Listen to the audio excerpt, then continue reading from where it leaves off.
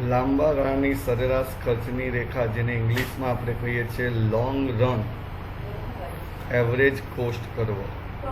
Long run એટલે લાંબા ગાળો, એવરેજ કોસ્ટ એટલે સરેરાશ ખર્ચ, અને રેખા એટલે કરવો. સારા એવા એક વ્યક્તિ છે જેનું નામ એના ફએ કદાચ રાખ્યું છે, પ્રોફેસર બેનહામ.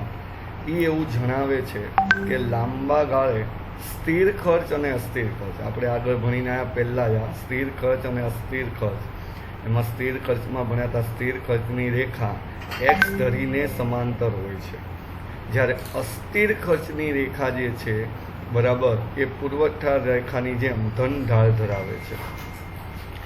તમે જો એ વર્ગીકરણ હોતું નથી, એવું વર્ગીકરણ કોઈ હોતું નથી. લાંબા ગાળે તો બધા જ ખર્ચા કેવા છે? અસ્થિર છે. આ યાદ રાખજો, એક માર્ક્સનો એમસીક્યુ કે એસક્યુ પૂછાય કે લાંબા ગાળે બધા ખર્ચા કેવા હોય છે, તો અસ્થિર. અસ્થિર એટલે ચોક્કસ નહીં કે આટલો જ ખર્ચો થશે એવું ચોક્કસ કહી શકાય નહીં. એટલે લાંબા ગાળે બધા જ ખર્ચા કેવા હોય છે? અસ્થિર. ચલો હવે વાત કરીએ એમાં ને એમાં જ આગળ. એમાં આપણને વિદ્યાર્થી મિત્રો કીધું છે લાંબા ગાળે બધા ખર્ચા અસ્થિર હોય છે. ટૂંકા ગાળાના ખર્ચનું, જે સ્થિર ખર્ચ અને અસ્થિર ખર્ચનું શું થયેલું છે, આપણને વિભાજન થયેલું છે. આ યાદ રાખજો ખાસ કે લાંબા ગાળે બધા ખર્ચા અસ્થિર છે, એમાં ટૂંકા ગાળાના જે ખર્ચનું સ્થિર અને અસ્થિર ખર્ચમાં જે વિભાજન થાય છે બરાબર, એ વિભાજન થાય છે તે લાંબા ગાળે અપ્રસ્તુત બને છે. લાંબા ગાળે શું બને છે? અપ્રસ્તુત બને છે. ચલો હવે વાત કરીએ એની અંદર સ્થિર અને અસ્થિર ખર્ચના તફાવત ટૂંકા ગાળાના હોય છે. આ યાદ રાખજો, લાંબા ગાળે બધા ખર્ચા કેવા હોય છે? અસ્થિર. પણ જે છે આ સ્થિર ખર્ચ અને અસ્થિર ખર્ચનો તફાવત એ ટૂંકા ગાળા માટે હોય છે, લાંબા ગાળા માટે ના હોય. લાંબા ગાળે બધું જ ઉત્પાદનનું પ્રમાણ જેમ જેમ વધતું જાય એમ સાધનોનું પ્રમાણ પણ વધે. તમે જો એક્ઝામ્પલ તરીકે તમે ક્યારેક કોઈ બિઝનેસ શરૂ કરો, તો બિઝનેસ શરૂ કરો તમે જેમ જેમ તમે જો તમારા ધંધાને આગળ લઈ જાઓ એમ તમારા ધંધાની અંદર ઉત્પાદન વધે અને સાધનોય વધે. કેમ? કારણ કે શરૂઆતમાં તમે એક સાધને ધંધો શરૂ કર્યો અને એક સાધને ઉત્પાદન તો જેટલું થતું એટલું, પછી ધીમે ધીમે ધીમે તમારે જેમ બજારમાં નામ થાય એમ માંગ વધે. માંગ વધે એટલે તમારે ઉત્પાદન વધારવું પડે, ઉત્પાદન વધારવા માટે સાધનો વધારવા પડે, અને સાધનો વધતા બધા જ ખર્ચાઓ પણ વધે છે. આપણને ખબર, જેમ સાધનો વધે ખર્ચો વધે. જેમ કે કાચો માલ, એની પાછળ ખર્ચો વધે, પછી વીજળીનું બિલ વધે, કરવેરા વધે, કર્મચારીનો પગાર વધે, બધા ખર્ચા વધે છે. તેથી સ્થિર ખર્ચ હોતું જ નથી, ખર્ચા વધ્યા જ રાખે. પેઢી મોટી બને છે, પરિણામે અસ્થિર ખર્ચાઓ ઉત્પાદનની સાથે વધે છે. અસ્થિર ખર્ચા એટલે ઉત્પાદન જેમ જેમ વધે એમ ખર્ચા પણ વધે. આપણે જોઈ ગયા હતા અસ્થિર ખર્ચ એટલે જેમ ઉત્પાદનનું પ્રમાણ વધે તો ખર્ચ પણ વધે. એક ઉદાહરણ સમજીએ. ઉદાહરણની અંદર તો ધ્યાન આપજો. ઉદાહરણમાં કે પેઢીમાં કામ કરતા કાયમી શ્રમિકને ચૂકવાતું વેતન, પેઢીની અંદર કામ કરતા કાયમી શ્રમિક જે છે, કાયમી શ્રમિક, એને ચૂકવાતું વેતન ટૂંકા ગાળામાં સ્થિર ખર્ચ ગણાય. ટૂંકા ગાળા માટે સ્થિર, પણ જેમ જેમ તમે જો ધંધો આગળ જાય બરાબર, તેમ તેમ તો બજારમાં વસ્તુની માંગ વધે, નિયોજકને લાગે કે હવે બજારમાં માંગ વધી રહી છે, ત્યારે કાયમી અથવા લાંબા ગાળા માટે વધી રહી છે તો વધારાના શ્રમિકોને કામ ઉપર રાખશે. આપણને ખબર, બજારમાં જેમ જેમ માંગ વધે એટલે એ વધારે શ્રમિકો રાખશે. જમીનનો વધારાનો ટુકડો રાખશે, એ ટુકડો ભાડે રાખશે કાં વેચાણથી રાખશે. આમ ધીમે ધીમે ધીમે મેં કીધું એમ ખર્ચો મોટો વધતો જ જાય. લાંબા ગાળે બધા જ ખર્ચા શું બની જાય છે? અસ્થિર. વિધાન પૂછાયો વિદ્યાર્થી મિત્ર 2 માર્ક્સમાં, આપણી પરીક્ષામાં હોઈ શકે 2 માર્ક્સમાં અથવા 3 માર્ક્સમાં બરાબર. લાંબા ગાળે બધા જ ખર્ચા કેવા હોય છે? અસ્થિર. બરાબર. ચાલો વિદ્યાર્થી મિત્રો વાંચી નાખો ફટાફટ, પછી આગળ નવા પ્રશ્ન તરફ વધીએ છીએ.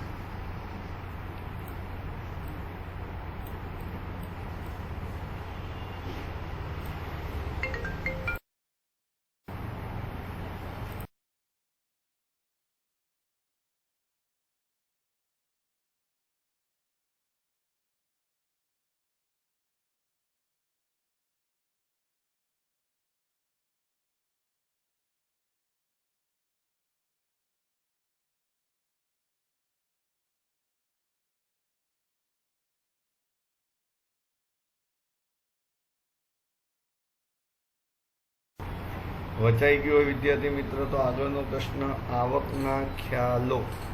ચલો ધ્યાન આપજો. આવકના ખ્યાલોની અંદર હવે શબ્દ આવ્યો છે અંદર વિદ્યાર્થી મિત્ર, મૂડીવાદી બજાર વ્યવસ્થામાં ઉત્પાદનનો હેતુ મહત્તમ નફાનો હોય છે. યાદ કરો વિદ્યાર્થી મિત્ર, તમે 10મું કદાચ ભણ્યા હતા. કદાચ જ કહેવાય ને, આમ તો તમે ભણ્યા છે તો મને વિશ્વાસ છે, પણ ભણ્યા હતા કદાચ. કારણ કે તમે જો સમાજ વિદ્યા ભણ્યા છો, સમાજ વિદ્યાની અંદર આવું વિદ્યાર્થી મિત્ર કંઈક આવ્યું હશે કે વિશ્વની અંદર દરેક દેશ પોતાના દેશની અંદર અલગ અલગ બજાર વ્યવસ્થાએ અર્થતંત્રને ચલાવે છે. જેમ કે ઘણા દેશો તમે જો મૂડીવાદી પદ્ધતિએ પોતાનું અર્થતંત્ર ચલાવે, ઘણા દેશો સમાજવાદ, જેને સામ્યવાદ પણ કહી શકાય, સામ્યવાદની પદ્ધતિએ પોતાનું અર્થતંત્ર ચલાવે છે, અને ઘણા દેશો મિશ્રવાદની બજાર વ્યવસ્થાએ પોતાનું અર્થતંત્ર ચલાવે છે. એમાં આપણું ભારતની વાત કરીએ તો ભારતનું અર્થતંત્ર કયા બજાર વ્યવસ્થાએ ચાલે છે તો યાદ રાખજો બધા વિદ્યાર્થી મિત્રો, ચોપડીમાં ક્યાંક સાઈડમાં લખી નાખજો. તમારે મેં કીધું તો 10મા ધોરણની અંદર સમાજ વિદ્યામાં પણ આવ્યું જ હતું, બરાબર. એ હતું ભારતની વાત કરીએ તો ભારત આવે છે એ છે મૂડીવાદ, મિશ્રવાદ. ભારત કયું આવે છે? મિશ્રવાદ. કે મિશ્રવાદ પદ્ધતિએ ભારતનું અર્થતંત્ર ચાલે છે, બરાબર. એટલે એમાં મૂડીવાદ અને સામ્યવાદ બંનેનો સરવાળો હોય છે. ચલો અહીંયા આપણે જોઈએ છીએ મૂડીવાદી બજાર વ્યવસ્થાના ઉત્પાદનનો હેતુ મહત્તમ નફાનો હોય. કેમ? કારણ કે મૂડીવાદી બજાર વ્યવસ્થા હોય એની અંદર વિદ્યાર્થી મિત્ર નફો નફો અને નફો જ જોવામાં આવે છે, બરાબર. એટલે ત્યાં એનો હેતુ મહત્તમ નફાનો હોય છે. સમાજવાદમાં તો સમાજવાદનો સેવાનો હોય છે. સમાજવાદનો શેનો હોય છે? સેવાનો.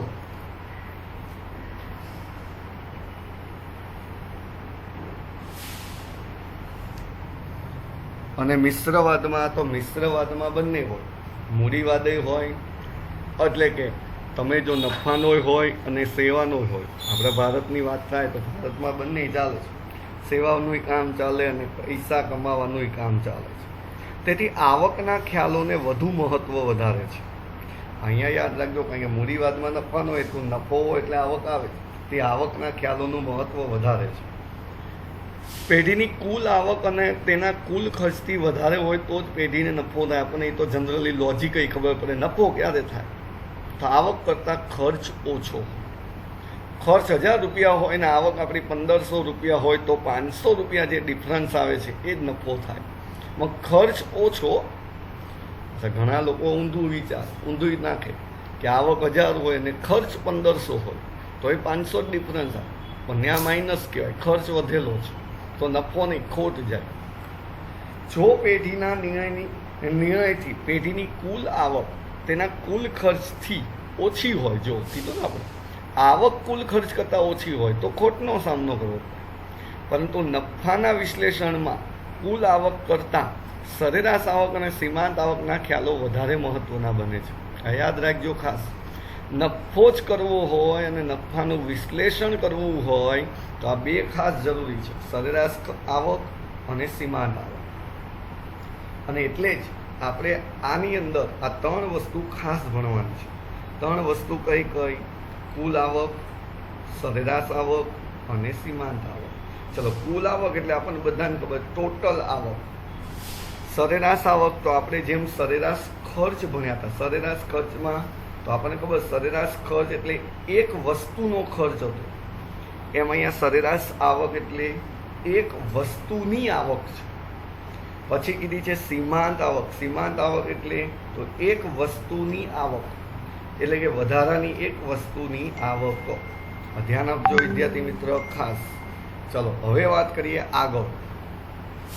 કુલ આવક. કુલ આવકની વાત કરીએ તો કુલ આવકની અંદર તો યાદ રાખજો, કુલ આવક એટલે તો આમાં અમુક વસ્તુઓ જ યાદ રાખવાની છે કે પેઢી ઉત્પાદનના કરેલા એકમોને વેચીને. આપણને ખબર આવક ક્યારે પ્રાપ્ત થાય? તમે વેચાણ કરો તો. ખર્ચ ક્યારે પ્રાપ્ત થાય? ઉત્પાદન કરો તો. પેઢી ઉત્પાદન કરેલા એકમોને વેચે, વેચીને જે નાણાં મેળવે તેને શું કહેવાય? આવક. વિદ્યાર્થી મિત્રો, આવકને ઇંગ્લિશમાં શું કહેવાય? તો યાદ રાખજો, આવકને ઇંગ્લિશમાં કહેવામાં આવે છે રેવન્યુ. હા, ઇન્કમ કહેવાય, રેવન્યુ કહેવાય.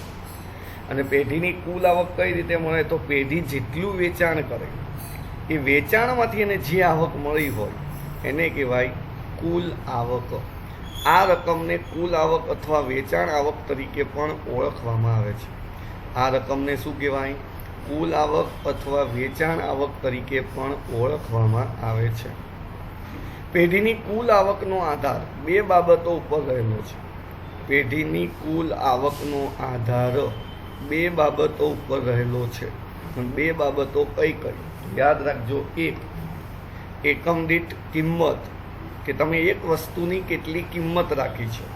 અને બીજું, કુલ વેચાણ. આપણને બધાને ખબર છે, એક વસ્તુની કિંમત અને ટોટલ વેચાણ બંનેનો ગુણાકાર કરો એટલે ટોટલ જે આવે એને કહેવાય કુલ આવક. કુલ આવક એને કહેવાય વેચાણની આવક, કારણ કે કુલ આવક વેચો તો જ મળે.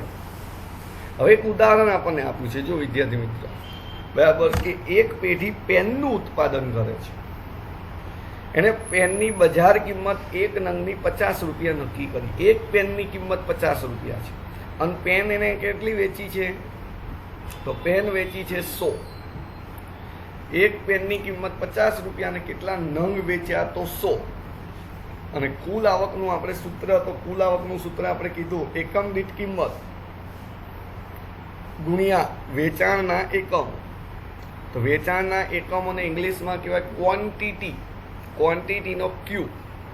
અને વસ્તુની કિંમત, કિંમતને કહેવાય પ્રાઇસ. અને કુલ આવક, કુલ એટલે ટોટલ, આવક એટલે ઉપર હમણાં જ કીધું રેવન્યુ, આર, ટી આર બરાબર ક્યુ ગુણ્યા પી. ક્યુ એટલે ક્વોન્ટિટી, ક્વોન્ટિટી કેટલી હતી? 100. પ્રાઇસ કેટલી હતી એક વસ્તુની? 50. તો 100 ગુણ્યા 50 એટલે 5000. 5000 શું આવ્યું? T R. ટી આર એટલે કુલ વેચાણો. ચલો આગળ જોઈએ છે હવે વિદ્યાર્થી મિત્રો સરેરાશ આવક. સરેરાશ આવક તો કોઈ એક પેઢીની સરેરાશ આવક તે પેઢીની કુલ આવકને પેઢીના કુલ ઉત્પાદનથી એકમોથી ભાગવાથી મળે છે. એટલે વિદ્યાર્થી મિત્રો સૂત્ર લખ્યું છે, એના ઉપરથી આપણને કુલ આવક મળે, સરેરાશ આવક મળે. કે સરેરાશ આવક બરાબર કુલ આવક છેદમાં કુલ વેચાણ. કુલ આવકને કુલ વેચાણ વડે ભાગતા જે આવક મળે એને સરેરાશ આવક કહેવાય. સરેરાશ એટલે એવરેજ. આવકને આપણે કીધું રેવન્યુ એટલે AR. કુલ આવક, કુલ એટલે ટોટલ, આવકને કીધું રેવન્યુ એટલે TR. કુલ વેચાણ, વેચાણના એકમો એટલે આપણને ખબર ક્વોન્ટિટી એટલે Q. એટલે સૂત્ર બન્યું AR બરાબર સરેરાશ આવક, TR બરાબર કુલ આવક, Q એટલે તો આપણને ખબર ક્વોન્ટિટી, વેચાણના કુલ એકમો. બરાબર. ઉદાહરણ પાછું હતું એને જ. પેઢીએ પેનનું વેચાણ કેટલું કર્યું? તો 1000 કર્યું. કદાચ આપણે અહીંયાનું ઉદાહરણ લઈએ તો અહીંયા પેઢીનું વેચાણ કેટલું હતું? 100 એકમો. તો અહીંયા 100 લખો તોય ચાલે. કુલ આવક કેટલી થઈ હતી? તો કુલ આવક થઈ હતી 5000. બરાબર. 5000 ઓલી બાજુ 100 એટલે 5000 છેદમાં 100 કરો એટલે જવાબ આવશે 50. અહીંયા એને 1000 લીધા, 1000 લીધા સામે 50000 લીધા છે. તો 50000 એ કુલ આવક છે. છેદમાં વેચાણના એકમો કેટલા? 100 એટલે જવાબ આવ્યો 50. તો 50 એ સરેરાશ આવક. સરેરાશ આવક એટલે આપણને બધાને ખબર છે એક વસ્તુની આવક. એક વસ્તુની આવક એટલે સરેરાશ આવક, એક વસ્તુ વેચતા મળતી આવક. ચલો વિદ્યાર્થી મિત્રો વાંચી નાખો આટલું. આમાં બીજું અત્યાર નહીં. હવે સીમાંત આવક, બરાબર, સીમાંત આવક જોઈએ છે.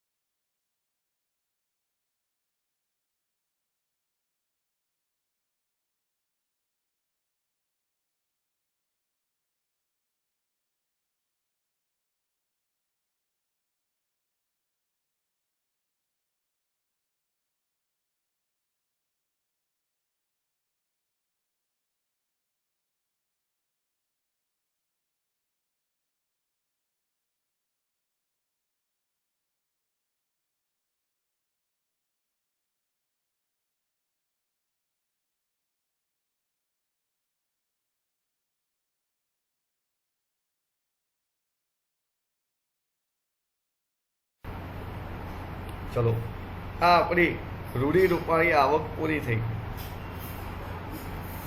ફરીથી જોઈએ છે વિદ્યાર્થી મિત્રો, સીમાંત આવક એટલે, તો સીમાંત આવક એટલે વસ્તુના વધારાના એકમનું વેચાણ કરીને મેળવાતી આવક. અને સરેરાશ આવક એટલે એવરેજ આવક, એક વસ્તુની આવક કીધી છે. અને આપણે જેમ સરેરાશ ખર્ચ ભણ્યા હતા એમ સીમાંત ખર્ચ ભણ્યા હતા એમ સીમાંત આવક કે વસ્તુના વધારાના એક એકમનું વેચાણ. આવક આવે એટલે વેચાણ કરવાથી પેઢીની જે આવક છે એમાં જે વધારો થયો એને કહેવાય સીમાંત આવક. ઉદાહરણ અહીંયા એ જ આપ્યું છે જે આપણે સરેરાશ ખર્ચમાં કીધું. સરેરાશ ખર્ચમાં વેચાણ કેટલું કીધું હતું? તો 1000 પેન. સામે આવક કેટલી કીધી હતી? 50,000. તો અહીંયા 1000 ને એક એકમ વેચાણ. હવે એક એકમ પેન વધી તો સામે આવક વધીને થઈ ગઈ તો 50,045.